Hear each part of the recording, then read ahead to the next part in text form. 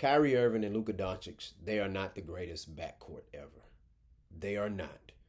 Do not buy into the hype, people. Do not buy into the hype. Are they both balling out of control in this series against the Minnesota Timberwolves?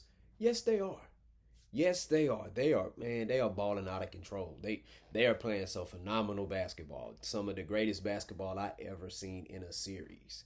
But that's in this series, okay? Against the Minnesota Timberwolves. Okay? Because if you're gonna say they're the greatest backcourt ever, you gotta keep that same energy. Were you saying they was the greatest backcourt when they was going up against the OKC Thunder? You're probably wondering, like, dude, why are you bringing that up? They beat them. Yes, they did beat OKC. They did beat them 4 games to 2. 6 games. 6 games, I believe. But did you see what Shea Gilgeous-Alexander was doing to them? He was unstoppable. He was averaging like what, 32 a game? Easily. Easily. Put Luka on him, boom, cook him. Kyrie on him, boom, cook him. You know how many points Luka averaged like 22, 23 points per game that series. You know how many points per game Kyrie averaged? 15 points per game in that series. Really? Hold up. Now, a lot of people have been saying the Splash Brothers are the greatest backcourt ever.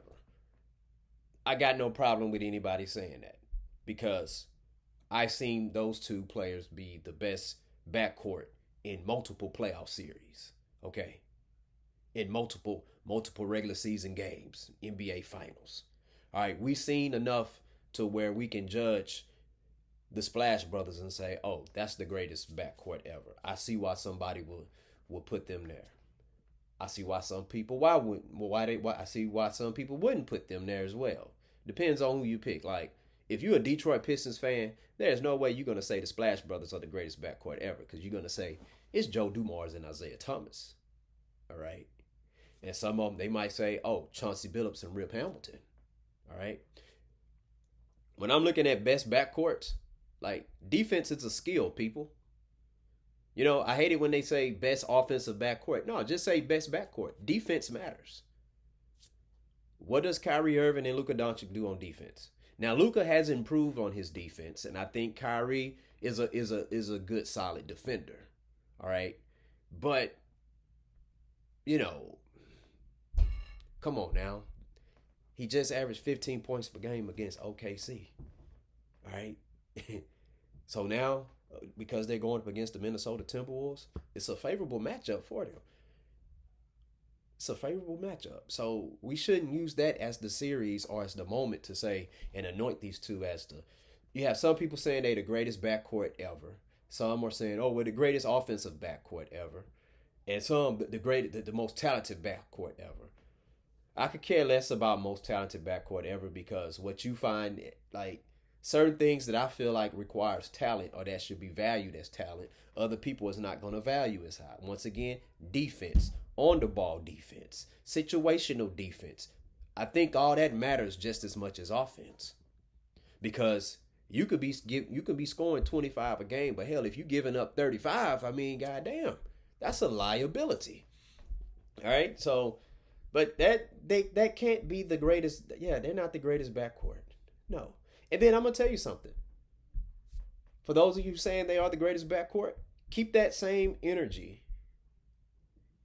If they finish the Timberwolves off, and if they end up playing the Boston Celtics, because see now you're gonna have True Holiday going up against Kyrie Irving. Now, is he gonna shut Kyrie down? No. But I think he's gonna do a better job defending Kyrie than whoever's guarding Kyrie right now. All right? I mean, that...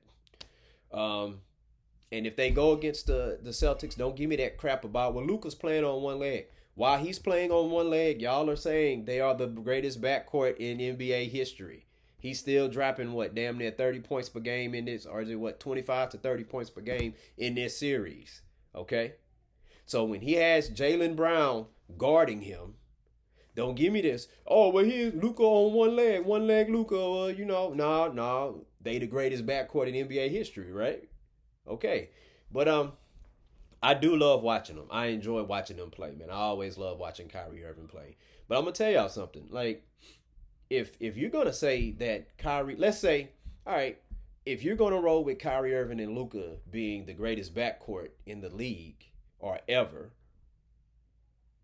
well, what the hell was Kyrie Irving and LeBron James then? Don't give me that LeBron James was a small forward crap.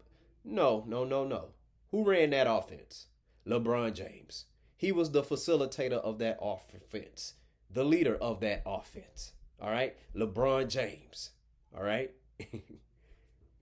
Their point guard, what? Well, you had Kyrie Irving. Kyrie Irving was point two, was like the second point guard. But but he played, to me, well, not just to me, Kyrie Irving played more like a two guard when he played alongside LeBron James. We always talk about how LeBron James is one of the greatest passers in the league. We don't hear that about Kyrie. We don't hear about Kyrie running the offense. Matter of fact, Kyrie playing with Luka. Luka is listed as the point guard pretty much. All right? So, they pretty much, what? It reminds me of the way Luka and Kyrie runs it. It reminds me of James Harden and Chris Paul. And you know what? That's another duo I will put up there as well. Yeah, they only played 2 seasons together, but yeah, Kyrie and Luka only played 2 seasons together either. They hadn't won no championship. They got just as far as that Houston Rockets 2018 did. But unfortunately, Chris Paul got hurt, and the Rockets team still took the Splash Brothers along with Kevin Durant to 7 games. So see, that's why I'm looking at matchups. When we had James Harden and Chris Paul.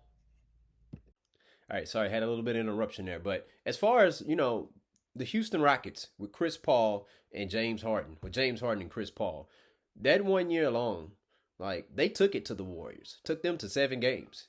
Now, once again, if we're talking about Luka and Kyrie being the best backcourt ever, and they're going up against Mike Conley and Anthony Edwards, but damn, of course, we can't put them above what Chris Paul and James Harden going up against the Splash Brothers. And they actually did pretty goddamn, they actually matched them. Okay? The difference maker that Golden State had was Kevin Durant. That right there, nobody had an answer for that. Even LeBron did not have an answer for that, okay?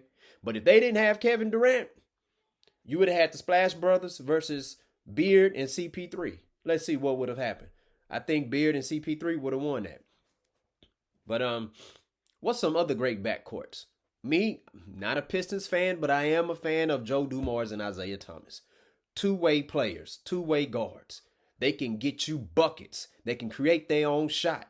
They can catch and shoot. All right? Very good passers, both of them.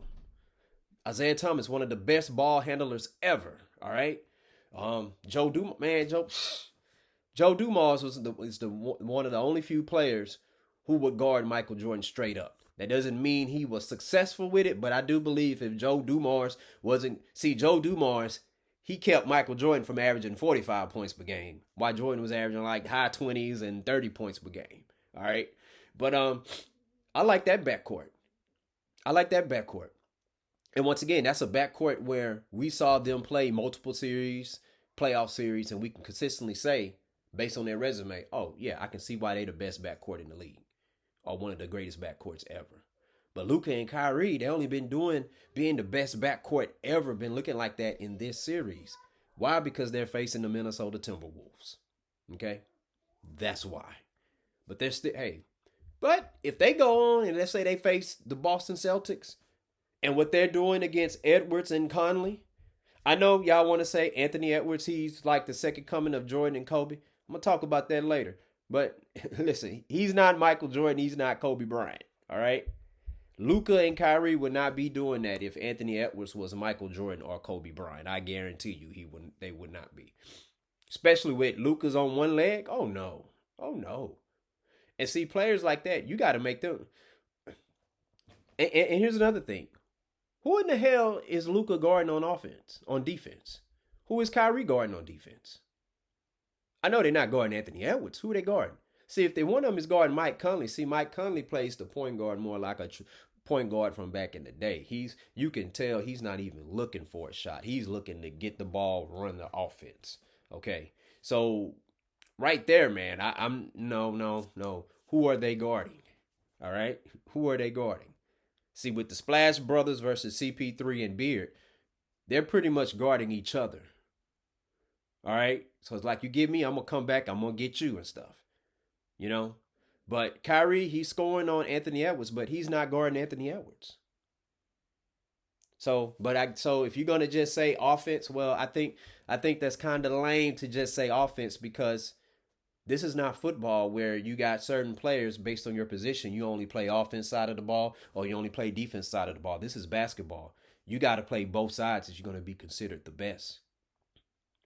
Like best offensive player, like best to me, best two-way player trumps best offensive player. If we're talking about backcourts, best backcourts. Like the meaning you got to do it at a high level. You can play offense at a high level and you can play defense at a high level. That's just like I wouldn't just only credit a player being the best player because he can only play defense at a high level, but the offense is low level. No. I need you to be able to get some buckets on the person that's guarding you. Cause them to exert energy on defense. But it's a good conversation to have. You know, I'm not gonna lie, I am entertained watching them. Now, if they can do this against True Holiday and Jaylen Brown, Derek White and stuff, okay, or Jason Tatum, all right, okay. But also, hey, another backcourt that y'all not looking at, Jordan and Pippen. Oh yeah, Pippen's a small forward. Well, Pippen and Luka the same height, man. Pippen ran that offense. Go look it up. Who ran the offense? Who was the facilitator? Who was the point guard of the triangle offense? Phil Jackson's going to tell you. He's going to show Scottie Pippen. So you got Pippen and Jordan. Y'all think Luka and Kyrie is better than Pippen and Jordan? Come on now. Come on, people. Shit, you think Luka and Kyrie is better than Kyrie and LeBron? Come on now. Y'all think they're better than LeBron and D Wade? Come on, y'all. Oh, let me guess. So Mario Chalmers was the point guard. Really? Mario Chalmers, his role was just like how Steve Kerr or John Paxson's role was in that offense. Okay? Catch and shoot. Knock down the open jumper. LeBron gonna run the offense. Or D Wade, they gonna take turns. But, but they are a very entertaining backcourt to watch. I mean, I've seen a lot of entertaining backcourts throughout my years. I'm 41 years old, man. Let me see. I love watching that Tim Hardaway and Mitch Richmond backcourt. Steve Nash and Michael Finley. Steve Nash and Joe Johnson. Okay, Tim Hardaway, Latrell Sprewell and Allen Houston. Okay, Rajon Rondo and Ray Allen. To me, I always thought Paul Pierce was more of a three, but he can play the two as well.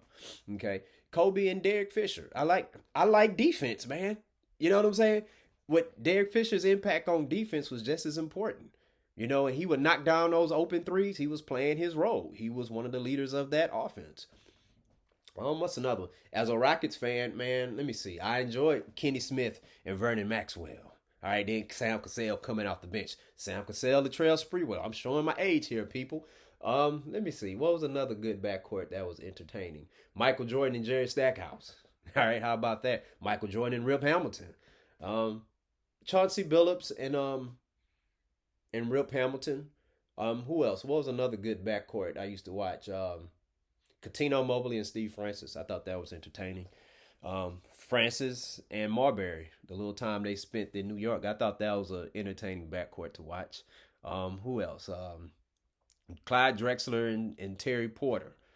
All right. Kevin Johnson, Dan Marley. I thought it was a decent backcourt. Jeff Hornacek and John Stockton. Those are some pretty good backcourts. But like I say, it's hard for me to put Luka and Kyrie over Kyrie and LeBron. All right, Jordan and Pippen. Like, come on, y'all. They got it. They have to do more. They have to do more. All right, they have to do more. But anyways, share your thoughts. Let me know. Who do you think is the greatest backcourt of all time? Do you believe that Luka and Kyrie are the greatest backcourt of all time now, or do you think they have to do a little bit more in order to earn that title? Share your thoughts. Please hit that like and subscribe button. And once again, hey, thank you all for tuning in. I greatly appreciate you taking the time out of your busy day because you don't have to be listening to me. I can't believe you listen after 12 seconds. I greatly appreciate it. All right. And shout out The channel is steady growing. We got over 1,500 subscribers now. Who would have thought 1,500 people subscribe to the channel that little old me created? All right. Thank y'all for tuning in. Please hit that like and subscribe button. Student of the Game Podcast. Peace out.